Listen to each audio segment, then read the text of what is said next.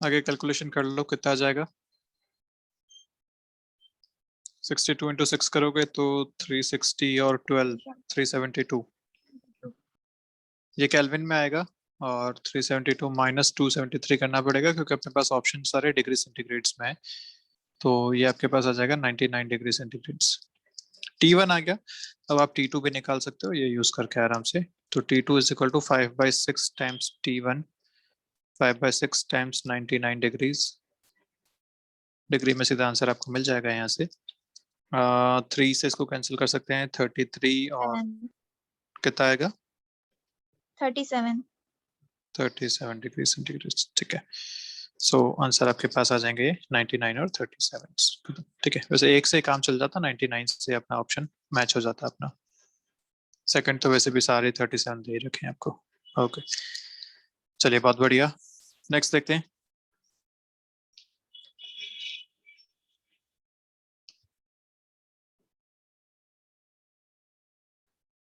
Seventeen देखिए जल्दी से।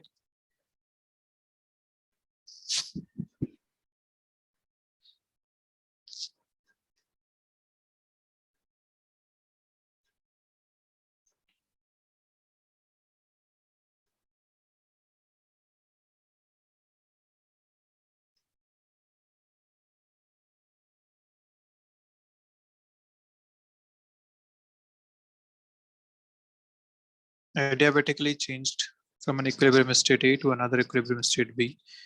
An amount of work done on the system is this. Okay. If the gas is taken from the state A to B via a process in which the net heat absorbed by the system is 12 calories, then the net work done by the system is, ये आपसे पूछा गया है कि अगर A से B तक आप एडियाबेटिकली लेके जाते हैं, एडियाबेटिक मतलब चेंज हीट एब्जॉर्ब या हीट में चेंज 0 है, तो इस केस में जो वर्क डन सिस्टम ने किया है वो 35 जूल्स है। दूसरी बार बोला गया कि अगर ए से बी तक आप उसको एक ऐसे प्रोसेस से लेके जाते हैं जहां पे नेट वर्क या नेट हीट इसने एब्जॉर्ब की है 12 कैलोरीज, तो क्यू बेसिकली आपको दे रखा है डेल्टा क्यू। एब्जॉर्ब करता है मतलब हीट इज पॉजिटिव, हीट दी गई है सिस्टम में, तो 12 कैलोरीज हीट है। इस बार आपसे पूछा गया है कि बताइए वर्क डन कितना होगा, तो कैसे कंपेयर करेंगे इन दोनों को, क्या करना चाहिए। कैलोरीज को जूल में तो अपन लिख ही सकते हैं, यहाँ पे 4.19 दे रखा है, ये जूल्स हो जाएगा। पर आपको यहाँ वर्क पूछा है, क्यू पता है। अगर मुझे फर्स्ट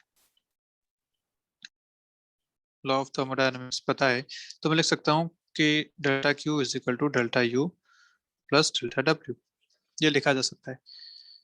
यहाँ पे वर्क आपको निकालना है, डेल्टा क्यू पता है, अगर डेल्टा यू पता चल जाए तो अपना काम हो जाएगा। Delta U is the state function A और बी पे। क्या लक्ष्मी? फर्स्ट प्रोसेस से यू डेल्यू निकल जाएगा। यस, बस बिल्कुल ठीक बात है। डेल्टा यू फर्स्ट प्रोसेस से आ जाएगा, उसको यहाँ पुट करेंगे, अपना आंसर आ जाएगा।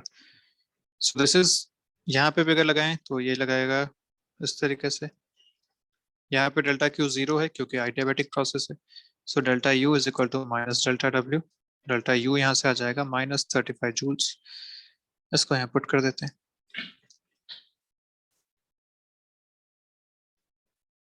एक मिनट, यहाँ पे एक बात मैंने मिस कर दी, एंड वो मिस किया मैंने यहाँ पे ये कि work done on the system is 35 joules. Work done on the system is 35 joules, on the system negative work है यहाँ पे, तो वर्क डन इज -35 जूल्स, तो हो जाएगा +35। ठीक है, तो छोटी सी बात है, मिस करोगे तो आंसर गलत आ जाएगा। +35 जूल्स यहाँ पे हो गया।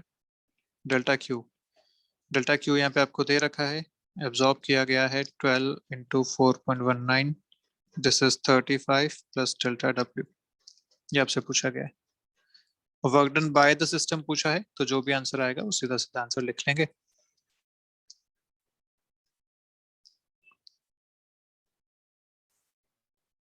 कितना आ रहा है आंसर?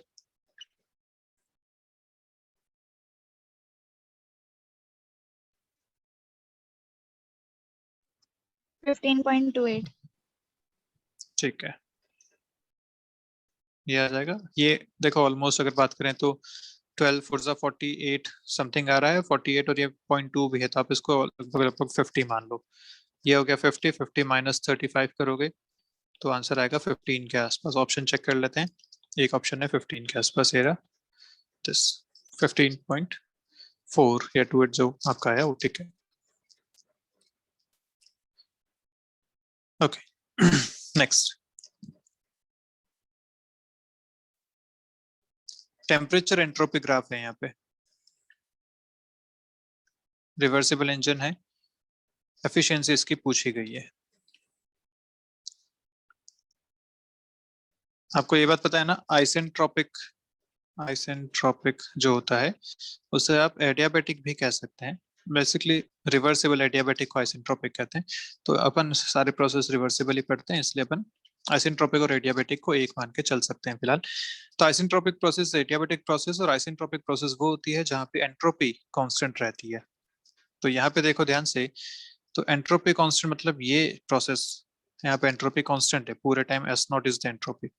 तो दिस इज एडियाबेटिक प्रोसेस, इस बात का ध्यान रखना है। क्या ठीक है, एफिशिएंसी आपसे पूछिए, बताइए कैसे निकालेंगे।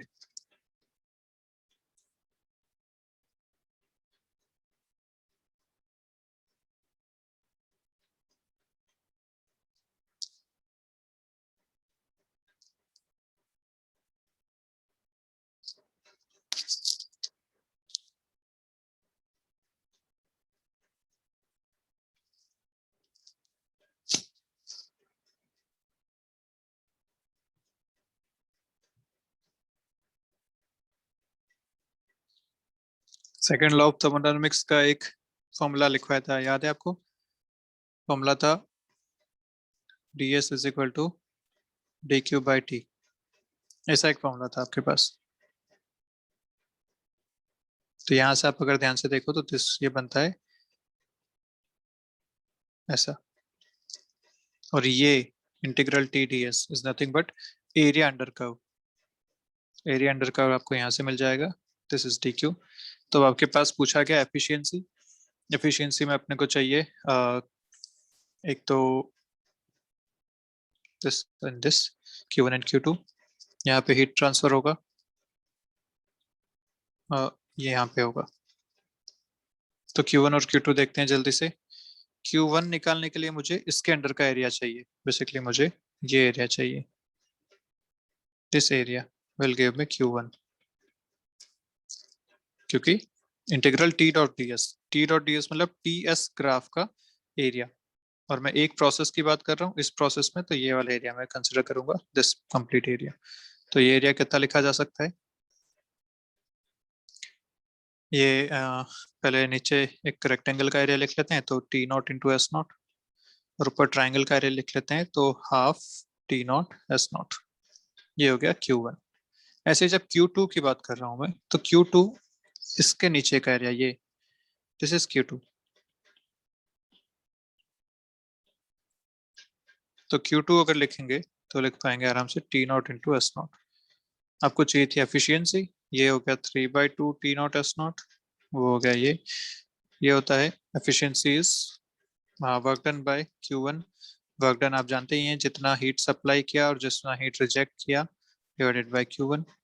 Heat supplied 3/2 minus 1 T not S not by 3/2 T not S not. So answer is 1/3, ये इसकी एफिशिएंसी आ जाएगी।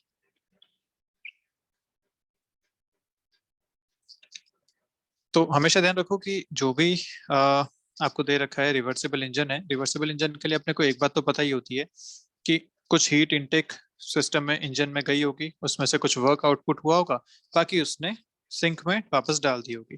तो फॉर्मूला तो आपको हमेशा ये यूज कर ही सकते हो किसी भी रिवर्सिबल इंजन के लिए। और आपको ये देखना होगा कि इस बार Q1 Q2 कहाँ कहाँ से आप देखेंगे, तो वो यहाँ पे ग्राफ में आपको चेक करना पड़ेगा हमेशा।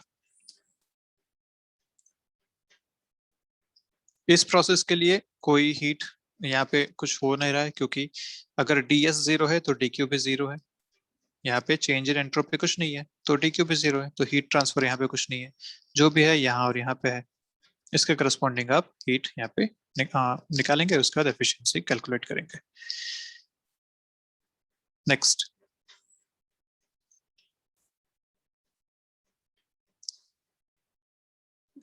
रेशियो ऑफ स्पेसिफिक हीट्स दे रखा है आपको basically, ratio of specific heat constant pressure to that constant volume is gamma, ठीक है तो पता ही है।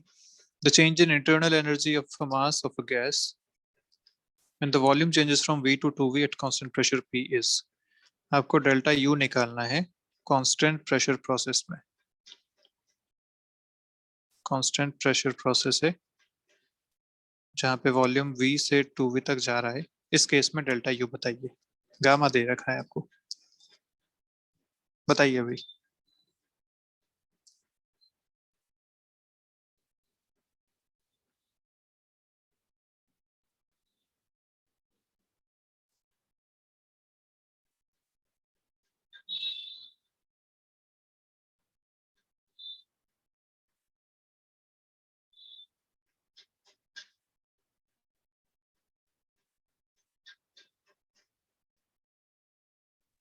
Sir C option. 19th का ऑप्शन सी, ठीक है। सीधा सा हिसाब है कि किसी भी केस में इसको लिखा जा सकता है एनसीवी डेल्टा टी, ये कभी भी लिख सकते हो, कोई सी भी प्रोसेस हो, it can be written as NCV delta T.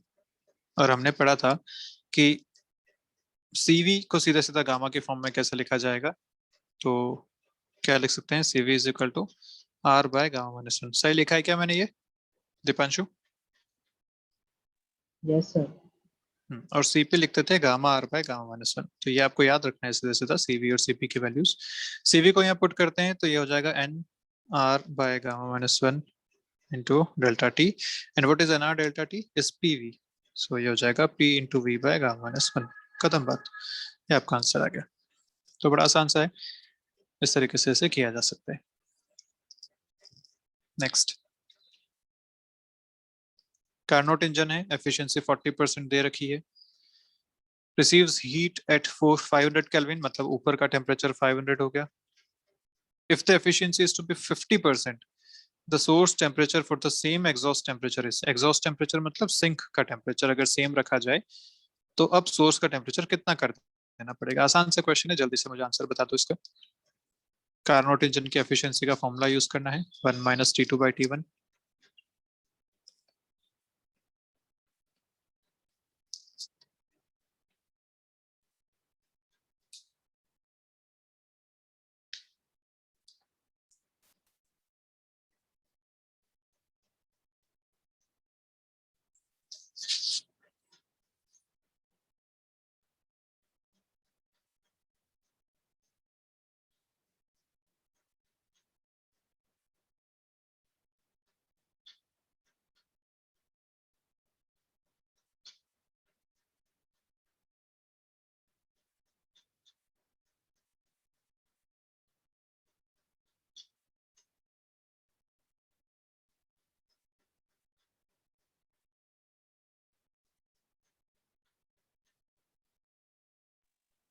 Sir second option.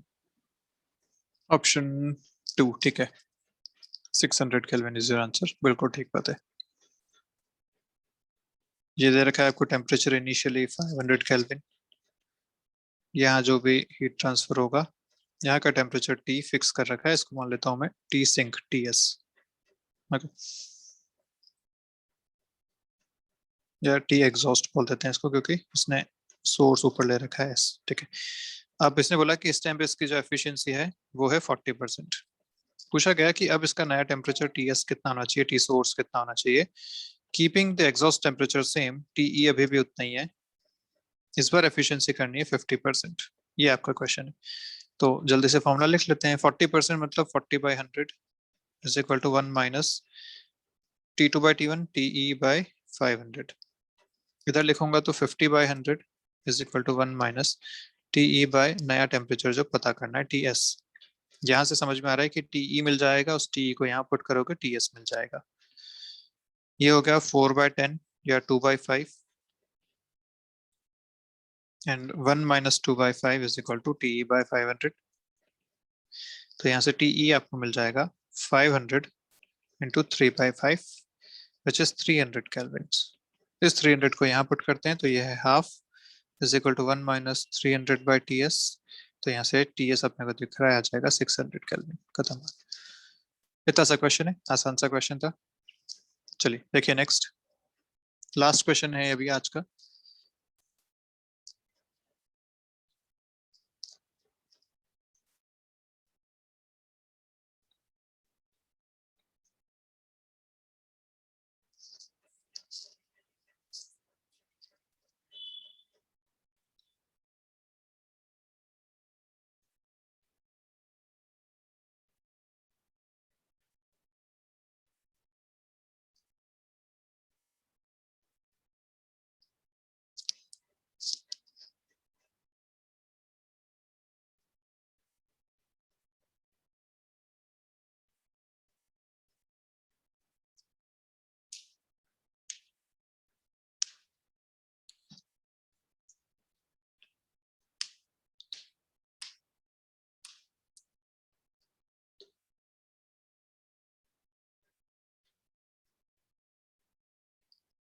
One mole दे रखा है perfect gas, ideal gas, adiabatically compress किया है।